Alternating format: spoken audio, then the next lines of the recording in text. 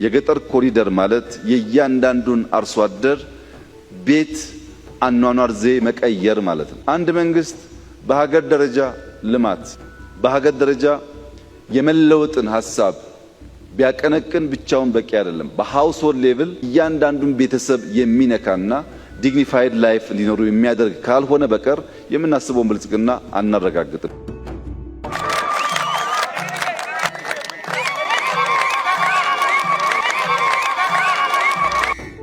ለከተማ የህልውና ዋስትና የሆነው የገጠሩ ማህበረሰብም በልፋቱ ልክ ሳይካስ በትጋቱ ልክ ሳይታደስ ዘመናት ቢያስቆጥርም ከእንስሳቶቹ ጋር ታዛ እየተጋራ የኑሮ ልኩን ሳያበጅ ዘመኑን እንዳይፈጅ መላ ተበጅቷል። ከተሞችን ከመጪው ዘመን ጋር በማረቅ ላይ ያለው የኮሪደር ልማት እሳቤው ኪሎሜትሮችን አቋርጦ የገጠርን መልክ ሊያስናፍቅ አርሶ አደሩ ደጅ ደርሷል።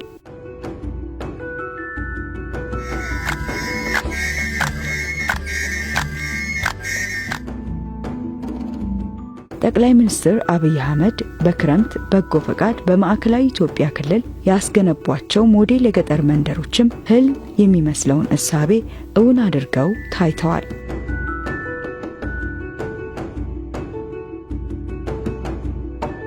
በክልሉ 4 ዞኖች ማለትም በስልጤ፣ ሀላባ፣ ሀዲያና ከምባታ ዞኖች የተገነቡት እነዚህ ሞዴል የገጠር መንደሮች አርሶ አደሩ ክብርና ዘመናዊነትን ከኑሮ ጋር መሳ ለመሳ እንዲያስብና እንዲተዋወቅ ምክንያት ሆነውታል።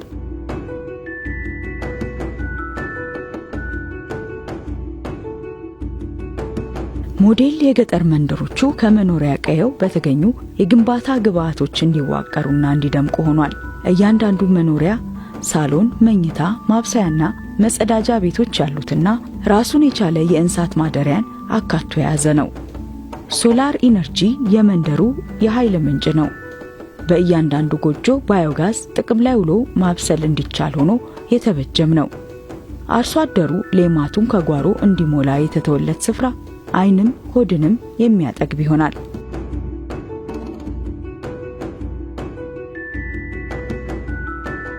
በትልቁ አገር የማላቅ ልፋት ውስጥ በገጠር ያሉ ዜጎች ኑሮና ደሳሳ ጎጆ መዳሰሱ ጓዳ ጎድጓዳቸው መታደሱ የዘመን ልክ ማሳያ እየሆነ መጥቷል።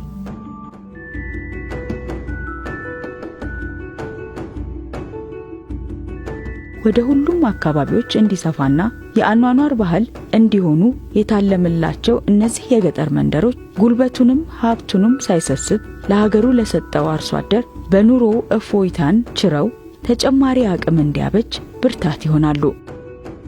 ኢትዮጵያውያን ለዘመናት የገጠሩ ህዝብ አርሶ አደሩ ተሸክሞ አኖሮናል።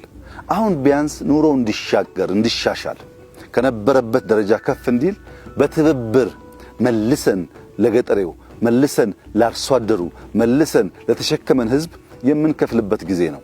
እንደዚህ አይነት ኢኒሼቲቭስ የሰውን ህይወት ይቀይራሉ፣ የሰውን የኑሮ ዘዬ ስልት ይቀይራሉ።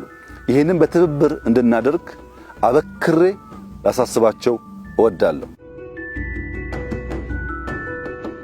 በእንጨት ሸክም ወገባቸው ጎብጦ ዱሩንም ገደሉንም ለሚማስኑ እናቶች ጓዳ ደግሞ ትርጉሙ ብዙ ማጀታቸውንም ሙሉ ያደርገዋል።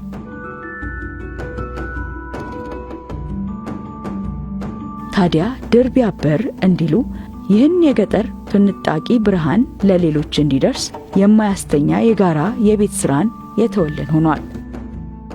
እኛ አርሶ አደር የራሱ የተለየ ሽንት ቤት ኖሮት ሽንት ቤት ውስጥ ውሃ ማየት፣ ሶላር ማየት፣ በጓሮ የሚበላ ነገር በስፋት ማየት ትልቁ የእርካታ ምንጭ ነውና ተጋግዘን እጃጠር የሆኑ የኛን ሰዎች በመደገፍ ኑሯቸውን እናሻሽል፣ ኑሯቸውን እንቀይር። ያ ሲሆን የኢትዮጵያ ብልጽግና ወደምናስበው ደረጃ ይመጣል።